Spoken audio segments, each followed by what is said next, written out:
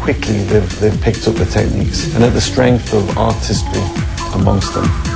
And that's the more important thing. Pero hindi lang prosthetics ang itinuro ni Chris Mohan dito. Kasama ang Starstruck 4 finalist na si Prince Stefan bilang modelo.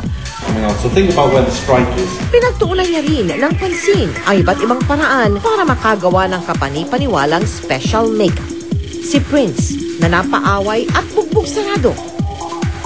Si Prince na nilaslas ang kamay. Si Prince na laslas at duguan ang liig. At marami gulat ni Prince sa kanyang makatutuhan ng special makeup. I think what you should do is what I expect you will do, which is take the best of what we're doing and keep the best of what you're doing and create a Filipino version of what we're doing. Para kay Chris Mohan at sa mga nakadalo ng kanyang workshop, marami silang natutunan mula sa isa't isa. Diba? Mga kaibigan, sa pagbabalik, dadali namin kayo sa pinakamalaking aquarium na tirahan ng iba't ibang isda at marine creatures na soon, meron na din daw papatayong mall at hotel. Ay, Oh. which means pwede na rin mag-shopping at mag-check-in. Malamang. Oh. Lahat ng yan, dito lang. Kung saan masarap makipagkwentuhan tuwing linggo, ang Mel and Joey. Mabibigyang liwanag ang misteryo ng mga tato. Ang tanging Neta! Yan ang pinakabagong tourist attraction ngayon dito sa Pinas, ang Manila Ocean Park. Halika, mag-feeling sirena at Chokoy tayo. Sama na rin mga Choki sa mga wall-to-wall aquariums ng mga yan. Roll VTR. Ano, ganda dito.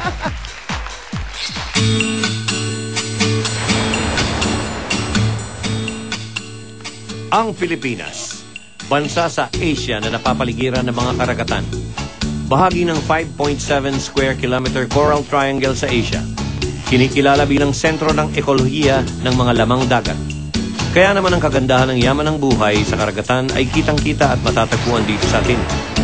At sa ngayon, ang mga yamang dagat na yan ay atin ang makikita sa isang park na itinayo sa kalagitnaan ng Maynila, sa Luneta. Aba, good news to. Malapit akong buksan ang pinakamalaking aquarium facility dito sa Pilipinas, ang Manila Ocean Park, sa likod ng Quirino Grandstand. Ito'y gaya ng Siam Ocean World sa Bangkok, Thailand, Underwater World sa Singapore at Ocean Park sa Hong Kong. Pero di mo na ngayon kailangan pang bumiyahe patungo roon sapagkat meron na tayo nito dito. State of the art ang park na ito. Ginastusan ng kumulang sa 1 bilyong piso. Kaya namang grabe, ang ganda. Nakikitaan ito ng isang oceanarium, mall, at hotel, pati na mga restaurants.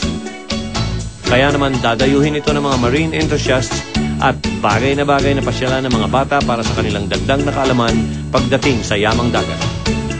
Ang oceanarium na main attraction nito, ito ay naglalaman ng 12,000 cubic meters na tubig dagat na magbibigay buhay sa 300 marine species na galing pa sa iba't ibang bansa.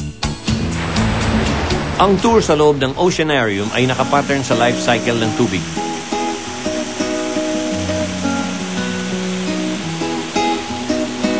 Nagsisimula ito sa forest na binabagsak ng ulan hanggang makarating ang tubig sa dagat.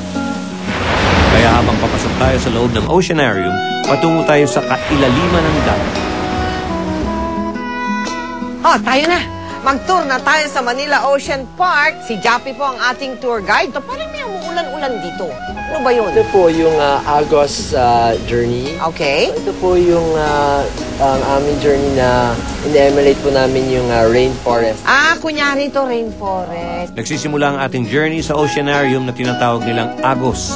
May 8 tanks na naglalaman ng freshwater species. Pakilala mo ako sa mga kumpare mo dito. Sino-sino ba yan? Aba, masarap ipesa yan, oh. Ano ba yan? Anong klase? Ito is actually kamag-anak siya ng hito. Ayun, sabi ko na nga ba eh. Tawag dito is Arapaima. Arapaima. So galing po siyang South America. Umaabot po siya ng 10 feet sa haba. Lalaki pa yan. Ilang taon yung isdang yan ngayon? Ngayon, itong mga isdang to mga 7 to 8 years old pala. So bata pa yan. Ito ngayon ang umpisa. Pagpasok nyo, yang mga pangpesa na yan, ang inyong makikita dito sa Manila Ocean Park. Tayo na, tuloy tayo. Meron itong artificial waterfall at touch pool kung saan maaari tayong makapag-interact sa mga sea creatures gaya ng mga buhay na starfish at hipon. Oh, I see. So touch po dahil pwede mong hawakan ang mga yan. Hindi mga ngagat. Promise. Pag kinagat ako, lagot ka sa akin. Can I bring him out of the water? Baka mamatay out of the water? Hindi. Ayan. Hello. Ang cute, ang dami. Hindi na lumalaki yung mga isdang yan? Ganyan na lang? Lumalaki din? Inches lang. Pero, Ang tawag po sa kanila is African cichlids. yeah. So kamag-anak po sila actually ng tilapia. Talaga? Amay, ang gaganda ng mga nagugulat. Ikagulatin natin. Boom! Ay! Nagugulat!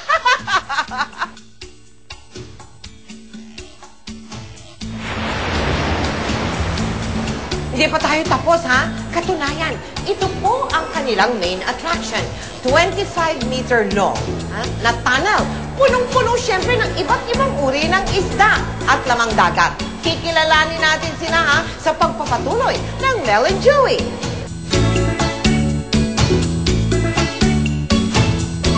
Magtatagpo ang Marine Park sa Pilipinas. Sa dami ba naman ng karagatan natin puro tayo mga isla nakapalibot. dyan dapat talaga meron. Okay, let's watch this. Right.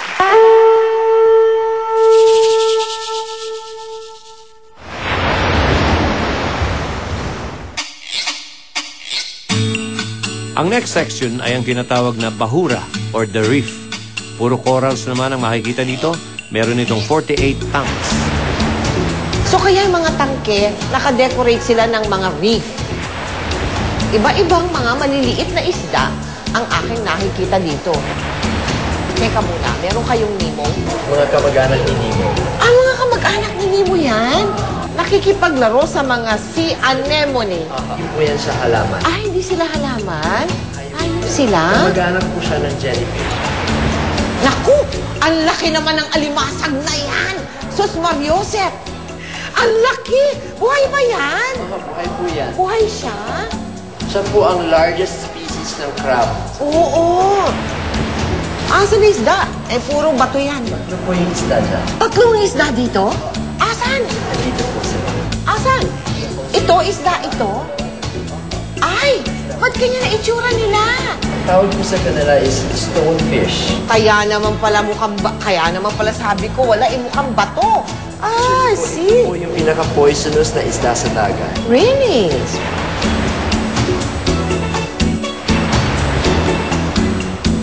Ay, ang gaganda naman itong mga isdang ito. Ang dami nilang, ano tawag yung pakpak sana sasabihin ko.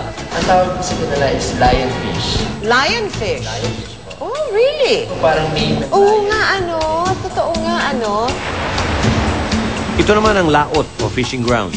Naglalaki ang mga isda naman ang makikita dito. Laman ito ng mahaba nilang tangke. Ang laki nitong pampesa din ito, Kamag-anak po actually siya ng lapu-lapu. Oh, Siya ay isang giant grouper.